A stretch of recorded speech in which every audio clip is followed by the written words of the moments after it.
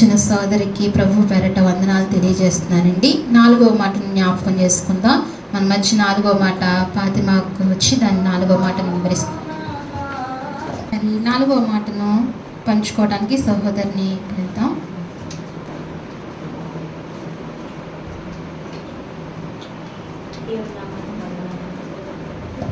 దేవుడి నామానికి వందనాలు. సమయం ఇచ్చిన అమ్మగారికి, పెద్దమ్మగారికి, మీ అందరికి కూడా వందనాలు. మరి సిలువలో పలికిన 7 మాటల నిమిత్తం మనం ఎంతవరకు 3 మాటలు విన్నామండి. మొదటి మాటగా మరి తండ్రి వీరు ఏం చేయించున్నారో వీరు ఎరుగరు, వీరికి క్షమించమని మొదటి మాట విన్నాం. రెండో మాట యేసు నువ్వు నీ రాజ్యంలోకి వచ్చినప్పుడు నన్ను జ్ఞాపకం చేసుకోమన్న మాట విన్నాం. మూడో మాటగా అమ్మ నీ కుమారుడు, ఇదిగో నీ తల్లి అని 3వ మాట విన్నామండి. 4వ మాటగా మరి 4వ మాట గురించి మరి మనం తెలుసుకుందాం. ఈ మాట మాట్లాడడానికి కానీ ఇక్కడ నిలబడడానికి కానీ ఏమాత్రం యోగ్యత లేని నన్ను దేవుడు ప్రేమించి స్థలంలో కూర్చోబెట్టాడండి. ఆనాడు గాడిదని ఎలా అయితే ప్రేమించి దాని మీద ఎక్కి ఊరంతా ఊరేగాడో ఆ దేవుడు, నేను కూడా గాడిద లాంటి దాన్ని. మరి గాడిద లాంటి నా బ్రతుకుని మార్చిన దేవునికి నేనేమిచ్చినా రుణం తీర్చలేని, బ్రతికంతా ఆయన స్తుతించిన ఆయన రుణం తీరదు. అంత గొప్ప దేవుడు నేను కలిగి ఉన్నాను. నేను కలిగిన దేవుడు వేరే దేవుడు అండి. ఆ దేవుడికి ఈ దేవుడికి ఎంతో వేరు. అసలు ఆ దేవుడు గొప్ప దేవుడు, ఈ దేవుడు అసలు దేవుడే కాదని చెప్పే నా పూర్వీకుల దగ్గర నుంచి నాకు పరిచయమైన ఈ దేవుడు నేనైతే చెప్తానండి చాలా గొప్ప దేవుడని. మరి 4వ మాట 27 మత్తయి 27 అండి 46 వచనం.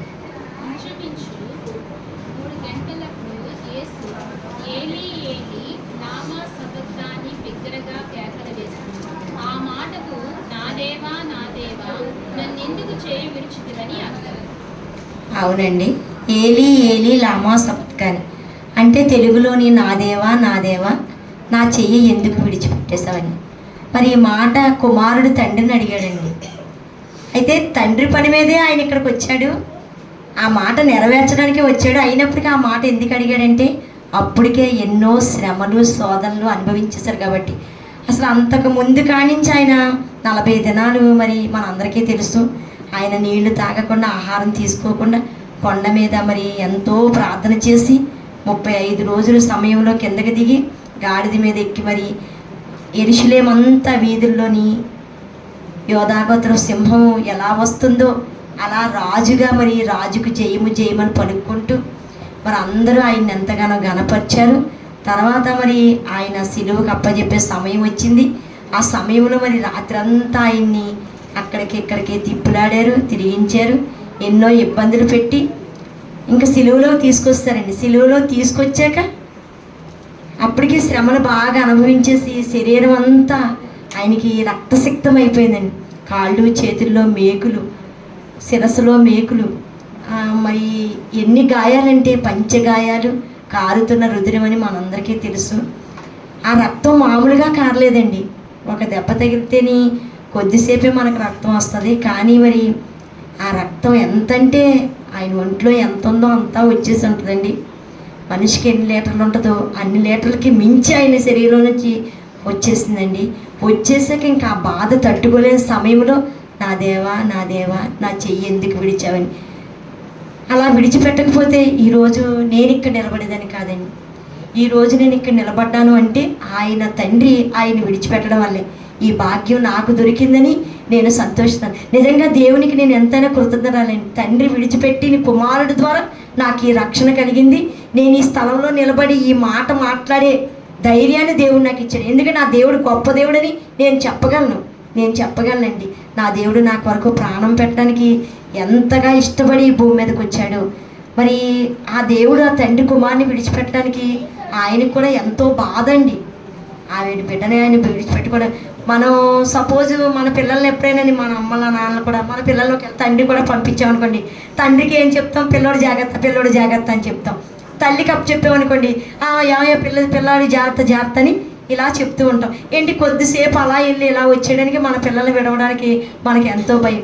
అలా ఒకవేళ నిజంగానే తండ్రి చేతిలోంచి తప్పిపోతే ఆ కుమారుడు ఒకవేళ నిజంగానే ఏ ప్రమాదానికి కానీ గురి కావచ్చు. మరి తండ్రి చేతిలోంచి విడిచిపోతే ఏదైనా దౌర్భాగ్యుడై పాడైపోవచ్చు. ఇలా ఎన్నో పరిస్థితులు లోకంలో జరుగుతాయి. మరి లోకంలో ఉన్న మనమే మన కుమారుల్ని అసలు విడిచిపెట్టడానికి ఇష్టపడమే, కానీ ఆయన పరమ తండ్రి మరి తన కుమారుని పరిశుద్ధుడైన దేవుణ్ణి, లోకానికి రక్షకుడైన దేవుణ్ణి ఎలా విడిచిపెట్టేశాడండి. విడిచిపెట్టాడంటే నీ కొరకు నా కొరకే కదా. ఆయన చేసిన త్యాగాన్ని ఎప్పుడు మనం జ్ఞాపకం చేసుకోవాలి. ఈ గుడ్ ఫ్రైడే రోజునే కాదు, ఎప్పుడు దినమెల్లా కూడా తండ్రి నా కొరకునైనా తన కుమారుని విడిచిపెట్టాడు. ఆ కుమారుడు ద్వారా నాకు ఈ రక్షణ వచ్చింది.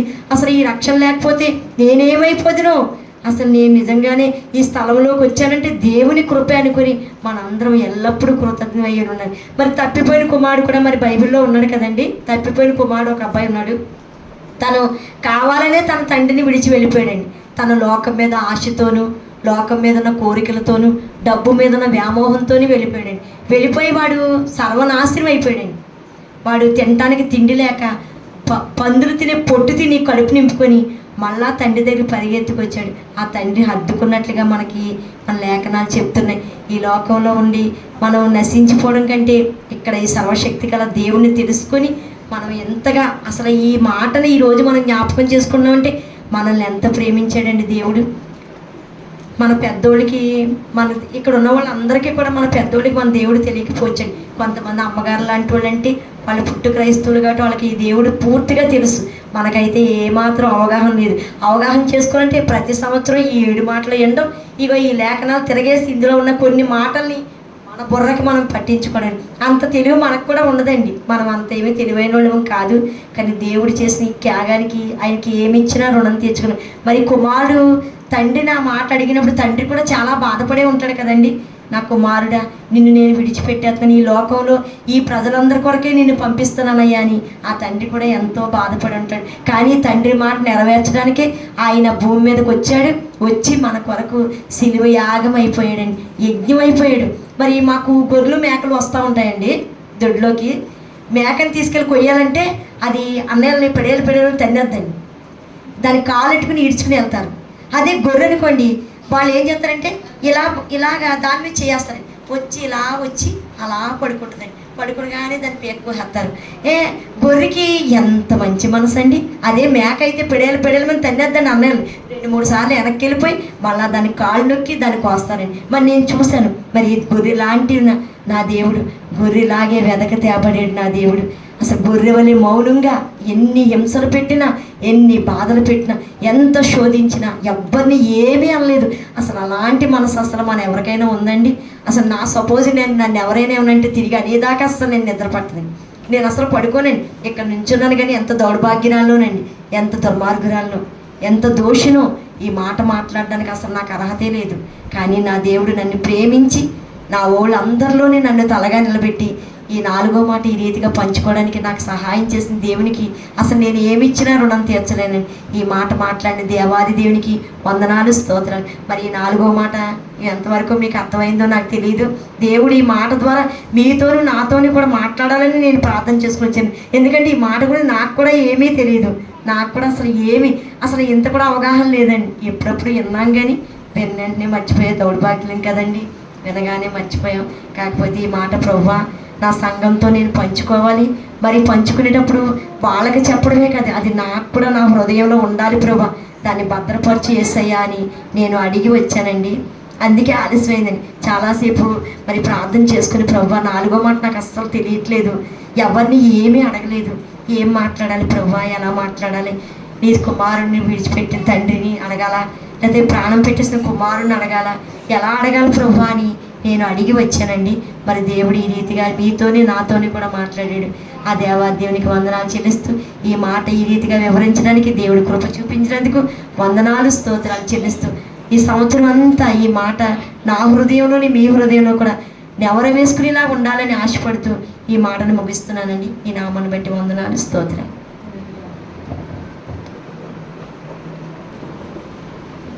4వ మాట వివరించిన సోదరికి ప్రభు పేరట వందనాలు తెలియజేస్తున్నానండి. చక్కగా మాట్లాడుతూ వచ్చారు, అనర్ఘంగా వివరిస్తూ వచ్చారు. దేవునికి మహిమ కలుగును గాక. సంవత్సరం అంతా జ్ఞాపకం పెట్టుకోవాలని దేవుణ్ణి అడిగి వచ్చానని చక్కగా చెప్పారు.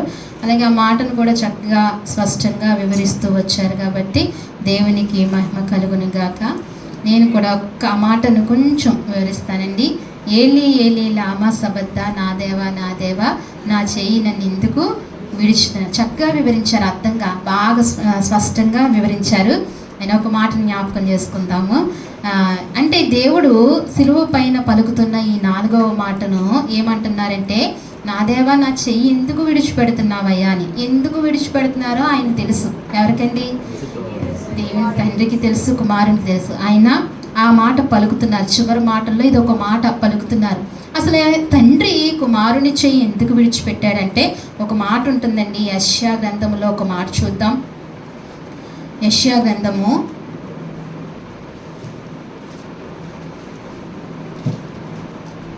53వ అధ్యాయము. మనం ప్రతిసారి చూస్తున్న వచనమే ఒకసారి జ్ఞాపకం చేసుకుందాం. 53వ వచనము 10వ అధ్యాయము 53వ అధ్యాయము 10వ వచనం.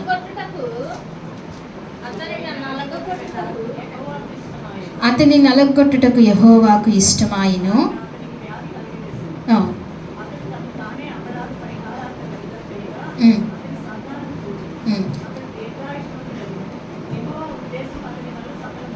చాలండి. ఇక్కడ అంటున్నారు అతన్ని నలుగుగొట్టుటకు యెహోవాకు ఇష్టమాయెను. ఎవరు నలుగొట్టుటకు? కుమారుని నలుగొట్టుటకు యెహోవాకు ఇష్టమాయెను. ఆయనకి ఇష్టమైందంట. ఎందుకు ఇష్టమైంది? ఎవరినైనా ఇప్పుడు అక్క చెప్పినట్టుగా మన కుమారుల్ని ఎవరికైనా ఇచ్చినప్పుడు, పంపిస్తున్నప్పుడు ఏం చెప్తాం? జాగ్రత్త జాగ్రత్త అని 10 సార్లు చెప్పి పంపిస్తాం కదా. మరి అలాంటి జాగ్రత్త, అలాంటి ప్రేమ ఆ తండ్రి, పరమ తండ్రికి లేదా? ఆయనకి ఎందుకు ఇష్టమైందంట ఆయన నలుగొట్టుటకు? అంటే ఆయన కన్నా ఎక్కువ ఎవరిని ప్రేమించాడండి? మనలో ప్రేమించాడు. ఎంత గొప్ప భాగ్యమో చూడండి. అసలు ఎంత ఉల్లాసంగా ఉండాలి ఆయన అంతగా ప్రేమిస్తున్నారు. ఎవరైనా ప్రేమిస్తున్నారు అంటే మనకి ఎంత ఆనందం కలుగుతుంది. ఎవరైనా మనల్ని ప్రేమిస్తున్నారు, ఇష్టపడుతున్నారు అంటే, ప్రేమ కలిగి ఉంటున్నారు మనతో అంటే మనకి ఎంత ఆనందం కలుగుతుంది. అలాంటిది సర్వాధికారి, ఆయన ప్రేమలో మార్పు లేని ఆయన ప్రేమలో ఏ కల్మషము లేదు. ఆయన ప్రేమ మనం ఏమి ఇచ్చినా ఇవ్వకపోయినా ఆయన అలాగనే ప్రేమిస్తూ ఉంటారు. మనుషులు ఎలా ప్రేమిస్తారండి?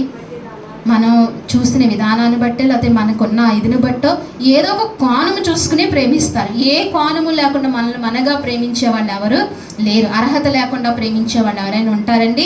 ఎవరు ఉండరు. అయితే దేవుడు మనల్ని ప్రేమించడానికి ఏ అర్హత చూసుకోకుండా, ఏ యోగ్యత చూసుకోకుండా, ఏమీ మనల్ని ఆశించకుండా ఆయన ఏం చేస్తున్నాడండి? ప్రేమిస్తున్నాడు. ఎంతగా ప్రేమించాడు.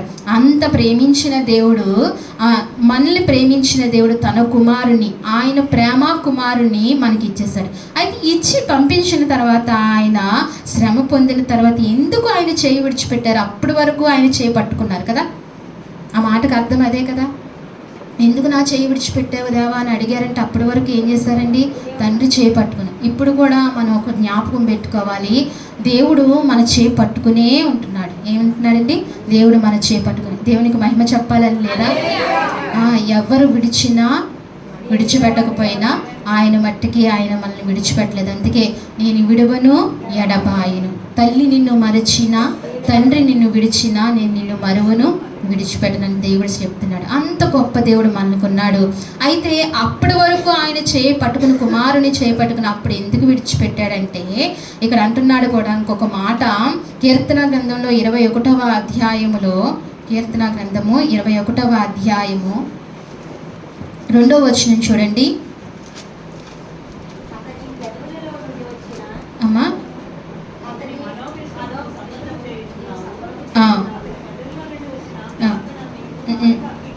అంగీకరించుచున్నావు. చాలండి. ఇక్కడ అతని మనోభ్రాష్ట నీవు సఫలము చేయుచున్నావు, అతని పెదవుల్లో నుండి వచ్చిన ప్రార్థన నీవు మానక అంగీకరించున్నావు. అంటే అతని మనోభ్రాష్ట నీవు సఫలం. ఎవరి మనోభ్రాష్ట అండి? తండ్రిది మనోభ్రాష్ట. ఏంటి అంటే కుమారుణ్ణి సిలువ మరణానికి అప్పగించడం తండ్రికి ఇష్టమాయెను. ఆయనకి ఇష్టమైంది. ఆయన సిలువ మరణానికి అప్పగించకపోతే కనుక రేపొద్దున మనం ఆయనతో ఉండలేమని ఆయన అప్పగించడానికి ఆయనకు ఇష్టమైంది కాబట్టి ఆయన ఎక్కడికి అప్పగించారండి? సిలువ మరణానికి అప్పగించి, ఆయన సిలువ మరణంలో ఆ శ్రమ పొందుతున్నప్పుడు ఏం చేశారంటే, మానవుల పాపం అంతా కూడా ఆయన మీదకి వచ్చింది. ఎవరి మీదకి వచ్చిందండి? దేవుని మీదకి, యేసుక్రీస్తు వారి మీదకి వచ్చింది. మానవాళి పాపం ఆదాము మొదలుకొని చివరి మానవుడి వరకు ఆ పాపములన్నీ పుట్టబోయిన ఆ పాపములు కూడా ఎవరి మీదకి వెళ్ళినాయండి?